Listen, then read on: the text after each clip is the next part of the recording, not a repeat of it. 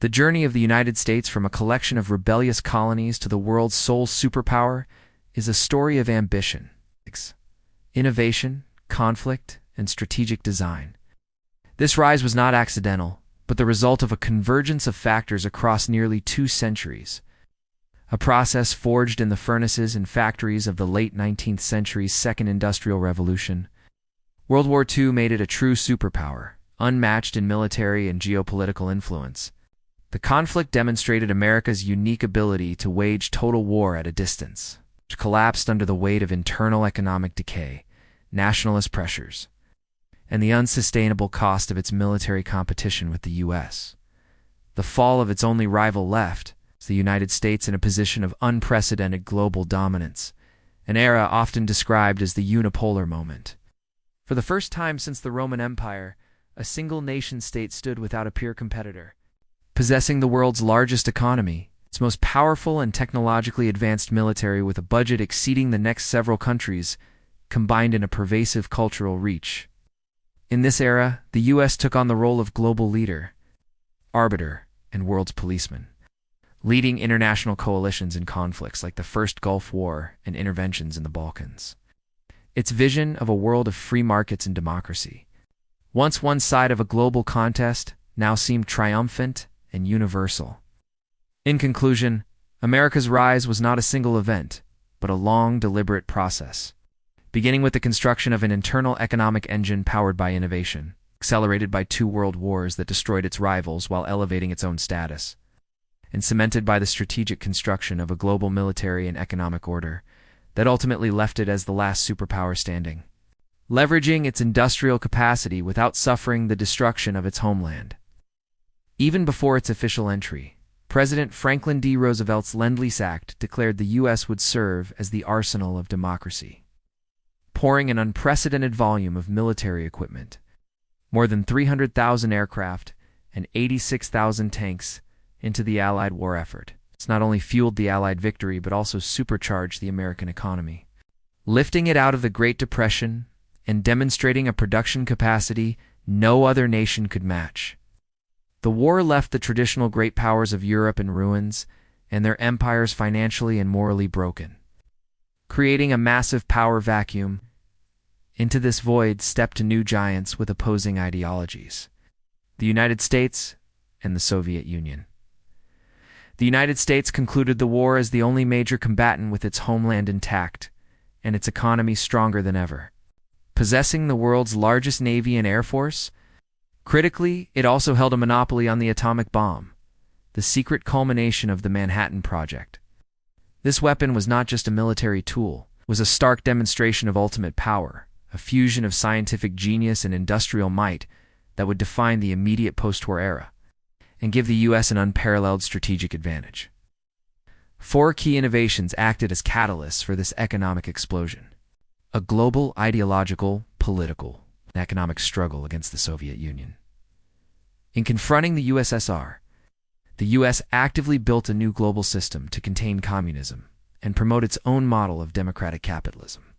The core strategy of containment, first articulated by diplomat George Kennan, was institutionalized through a worldwide network of military alliances.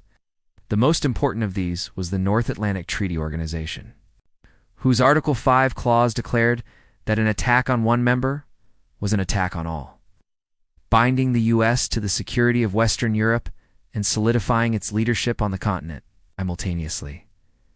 At the Bretton Woods Conference in 1944, the U.S. designed the post-war global economic order. It created the International Monetary Fund and the World Bank to establish a framework for global trade and finance on American terms. With all currencies pegged to the U.S. dollar, which was itself convertible to gold, this system gave the U.S. immense control over the world economy. The Marshall Plan furthered this economic strategy by pouring billions into rebuilding Western Europe, a move that was both humanitarian and strategic, as it created stable democracies resistant to communist influence and cultivated prosperous trading partners for American businesses. This was complemented by a battle for hearts and minds, where competition with the USSR in the space race and arms race spurred massive government investment in science and technology, leading to innovations that drove the American economy for decades. All the while, American culture, from Hollywood movies and blue jeans to rock and roll, became a potent soft power export, projecting an aspirational lifestyle of freedom and consumerism that communism could not match, each building upon the others.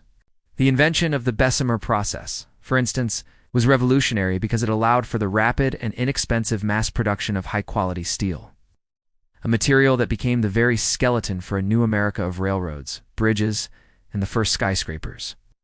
These new transcontinental railroads, often financed by massive government land grants, did more than just provide transportation.